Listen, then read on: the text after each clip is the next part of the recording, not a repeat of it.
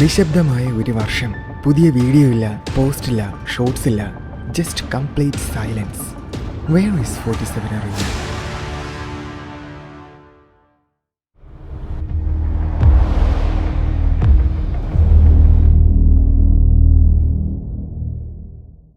Hi, ഞാനാണ് 47 Arena'യുടെ ശബ്ദത്തിന് പിന്നിലെ ഉടമ പ്രശാന്ത്. അതാണ് എൻ്റെ പേര്. കഴിഞ്ഞ ഒരു വർഷത്തോളമായിട്ട് ഞാൻ ഈ ചാനലിൽ വീഡിയോസ് ഒന്നും ചെയ്തിട്ടുണ്ടായിരുന്നില്ല. Because I was taking a break. അതെന്തുകൊണ്ടാണെന്ന് ചോദിച്ചാൽ, ചാനൽ വളരുന്നതിനനുസരിച്ച് ഞാൻ വീഡിയോസിന് കൂടുതൽ എഫേർട്ട് എടുത്തുകൊണ്ടിരുന്നു. പണ്ടത്തെ വീഡിയോസ് നോക്കിയാൽ തന്നെ നിങ്ങൾക്ക് അത് മനസ്സിലാവും. അതായത് റീസെന്റ് വീഡിയോസ് കമ്പാരിറ്റീവ്ലി ക്വാളിറ്റി കൂടുതലാണ്. ആക്ച്വലി ആദ്യത്തെ വീഡിയോസൊക്കെ ഇമേജസ് മാത്രം വെച്ചിട്ടുള്ള സ്ലൈഡ് ഷോസ് ആയിരുന്നു.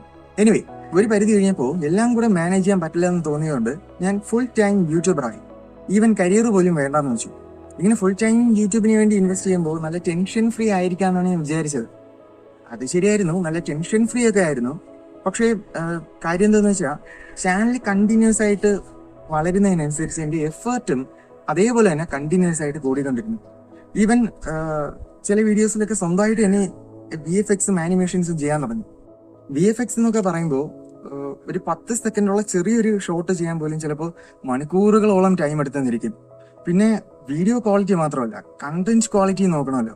അതിനു പുറമെ ഒരു ടോപ്പിക് എടുക്കുമ്പോൾ അതിന് ഫുള്ളായിട്ട് നമ്മൾ റിസർച്ച് ചെയ്യേണ്ടതുണ്ട്.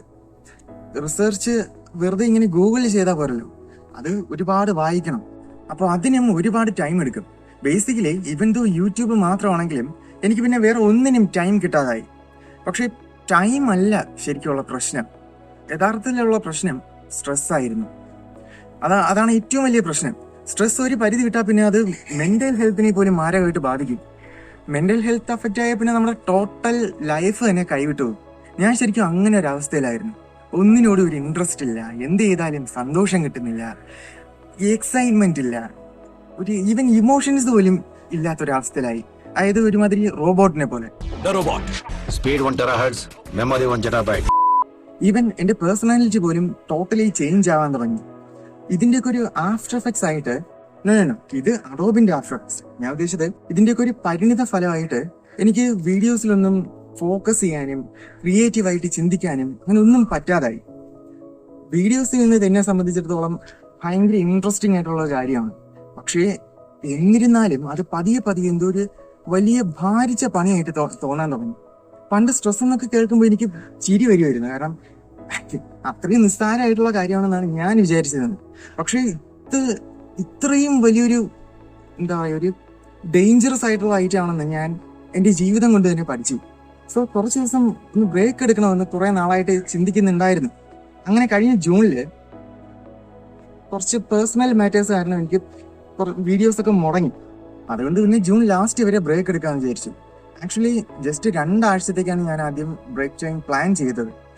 ഈ 2 ആഴ്ചയിലും ഞാൻ ഫുൾ റെസ്റ്റ് ആയിരുന്നു. ഗെയിംസ് കളിക്കും, മൂവീസാണ്, ഉറങ്ങും. ഇതായിരുന്നു ഫുൾ ടൈം. പക്ഷെ ഇതെനിക്ക് ഭയങ്കര റിലീഫായിരുന്നു. ഒരു പുതിയ മനുഷ്യനെ പോലെ എനിക്ക് ഫീൽ ചെയ്തു. പിന്നെ അടുത്ത മാസം കൂടെ, അതായത് ജൂലൈയും കൂടെ റെസ്റ്റ് എടുക്കാമെന്ന് വിചാരിച്ചു. അങ്ങനെയാണ് ബ്രേക്ക് ടൈം വീണ്ടും എക്സ്റ്റെൻഡ് ചെയ്തത്. പിന്നെ ഞാൻ ഇടയ്ക്കിടയ്ക്ക് കുടുംബത്തോടൊപ്പം പുറത്തു പോകാനൊക്കെ തുടങ്ങി. അതായത് 1 ഡേ ട്രിപ്പ് പോലെ. അത്രയും കാലം വരെ ഇങ്ങനെ കറങ്ങാൻ പോകാമെന്നത് വെറും ടൈം വേസ്റ്റ് ആയിട്ടാണ് ഞാൻ കണക്കാക്കിയിരുന്നത്. എന്താണെന്ന് വെച്ചാൽ, അങ്ങനെ കറങ്ങാൻ പോകുന്ന ടൈം കൂടെ വർക്ക് ചെയ്താൽ കുറച്ചുകൂടെ ബെനിഫിറ്റ് അല്ലേ എന്നാണ് ഞാൻ അത്രയും കാലം വരെ ചിന്തിച്ചിരുന്നത്. പക്ഷെ ആ ചിന്താഗതി വെറും മണ്ടത്തരമായിരുന്നു എന്ന കാര്യം ഞാൻ കറങ്ങാൻ പോയപ്പോഴാണ് അത് മനസ്സിലാക്കിയത്. മൈൻഡ് റിഫ്രഷ് ചെയ്യാനുള്ള ഒരു ഏറ്റവും നല്ലൊരു മാർഗമാണ് അത് ഇങ്ങനെ കറങ്ങാൻ പോകുന്നത്. ഇപ്പൊ ഞാൻ ഇടയ്ക്കിടയ്ക്ക് കറങ്ങാൻ പോകും. കാരണം അതിന്റെ ബെനിഫിറ്റ് എന്താണെന്നും അത് എത്രത്തോളം ഇമ്പോർട്ടന്റ് ആണെന്നും എനിക്കിപ്പോ നന്നായിട്ട് അറിയാം. ഈ ഒരു ടൈമിലാണ്, അതായത് ആ ജൂലൈ ടൈമിലാണ് മൂവീസ് ചാനലിന് ഞാൻ കൂടുതൽ ഫോക്കസ് ചെയ്യാൻ തുടങ്ങിയത്. അതായത് വീഡിയോസ് ഒക്കെ അപ്ലോഡ് ചെയ്യാൻ തുടങ്ങിയത്. അത് അറിയുന്ന പോലെയൊന്നുമല്ല, പ്രത്യേകിച്ച് ഒരു എഫേർട്ടും ഇല്ല, ഒരു സ്ട്രെസ്സും ഇല്ല. അതുകൊണ്ടാണ് ഞാൻ ചെയ്തത്. പക്ഷെ എൻ്റെ ലൈഫില് വളരെ ഡേഞ്ചറസ് ആയിട്ടുള്ള മറ്റൊരു വലിയ പ്രോബ്ലം ഉണ്ടായിരുന്നു. പുറത്തു പോകാൻ തുടങ്ങിയ ശേഷമാണ് ഞാനത് തിരിച്ചറിയുന്നത്. വേറൊന്നുമല്ല, ഇറ്റ് വാസ് മൈ ഹെൽത്ത്. ഞാൻ ഫുൾ ടൈം കമ്പ്യൂട്ടറിന്റെ ഫ്രണ്ടിലാണ്. ഹെൽത്തിനെ കുറിച്ച് ഞാൻ ഒട്ടും തന്നെ ഒരിക്കലും ബോധഡ് ആയിരുന്നില്ല. ആക്ച്വലി ഹെൽത്തിനെ കുറിച്ച് ചിന്തിച്ചാലും അതിനുവേണ്ടി എന്തെങ്കിലും ചെയ്യാനുള്ള ടൈം പോലും എനിക്ക് ഉണ്ടായിരുന്നില്ല. അങ്ങനെ ഞാൻ ഇവൻച്വലി ഒരുപാട് ഓവർ വെയിറ്റ് ആയി. പുറത്തോട്ടൊക്കെ പോകുന്ന സമയത്ത് ഒരുപാട് നടക്കേണ്ടി വരും. അങ്ങനെ നടക്കാൻ തുടങ്ങിയപ്പോഴാണ് ഞാൻ ഹെൽത്തിനെ കുറിച്ച് ചിന്തിക്കാൻ തുടങ്ങിയത്. കാരണം 2 മിനിറ്റ് നടക്കുമ്പോൾ തന്നെ ആകെ തളർന്നു പോകും. ആ ഒരു അവസ്ഥയിലായിരുന്നു ഞാൻ. തളർന്നു പോകുന്നല്ല, ശരിക്കും പറഞ്ഞ കൊഴിഞ്ഞു വീഴുന്ന അവസ്ഥയിലായിരുന്നു എന്ന് പറയുന്നതാണ് കുറച്ചുകൂടി ശരി. അത്രയ്ക്കും വീക്കായിരുന്നു ഞാൻ. ഇതിപ്പോ തമാശയായിട്ടാണ് ഞാൻ പറഞ്ഞെങ്കിലും ആ ടൈമിൽ അതെനിക്കൊരു സാഡ് ഫീലിംഗ് ആണ് തോന്നിയത്. എന്ന് വെച്ചാൽ അത്രയും വീക്കാണെന്നുള്ള ഒരു തിരിച്ചറിവ് ശരിക്കും എന്നെ വിഷമത്തിലാക്കി. എനിവേ, ഇത് പല തവണ ആയപ്പോ ഇനി എന്തായാലും ഇതിനൊരു മാറ്റം വരുത്തിയേ പറ്റുമെന്ന് ഞാൻ തീരുമാനിച്ചു. അല്ലാതെ ഇങ്ങനെ ഓവർ വെയിറ്റ് ആയിട്ട് കണ്ടിന്യൂ ചെയ്താൽ ഡെഫിനറ്റ്ലി അധികകാലം ജീവിച്ചിരിക്കില്ല. അത്രയും ഡേഞ്ചറസ് ആയിട്ടുള്ള ഒരു സംഭവമാണ് ഈ ഓവർ വെയിറ്റ്. അങ്ങനെ ഞാൻ ഒരു ദിവസം ചെന്ന് വെയിറ്റ് നോക്കിയപ്പോൾ 104 kg ആയിരുന്നു.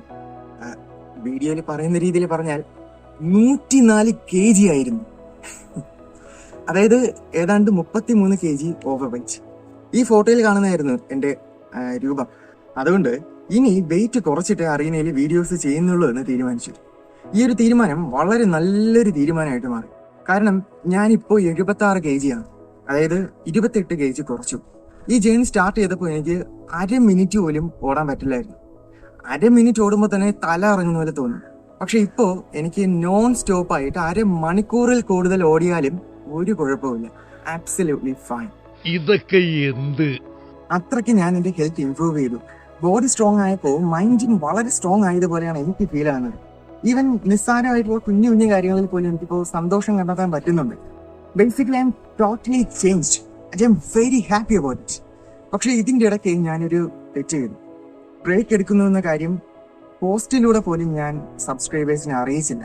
ടു ബി ഓണസ്റ്റ്, അതിന് എനിക്ക് ഒരു എക്സ്ക്യൂസും പറയാനില്ല. കുറച്ച് ദിവസത്തേക്കെന്ന് കരുതിയിട്ടാണ് ഞാൻ ബ്രേക്ക് എടുത്തത്. അതുകൊണ്ടാണ് ഞാൻ ആദ്യം ഈ കാര്യം നിങ്ങളെ അറിയിക്കാത്തത്. ബട്ട് അൺഫോർച്ചുനേറ്റ്ലി അത് 1 വർഷത്തോളം നീണ്ടുപോയി. എന്താണെങ്കിലും അതൊരു തെറ്റ് തന്നെയാണ്. So I am really sorry about that. ഇത്രയും പറയാനാണ് ഞാൻ ഈ വീഡിയോ ചെയ്തത്. ഇനി എന്തായാലും കണ്ടിന്യൂസ് ആയിട്ട് വീഡിയോസ് ഉണ്ടായിരിക്കും. So stay tuned.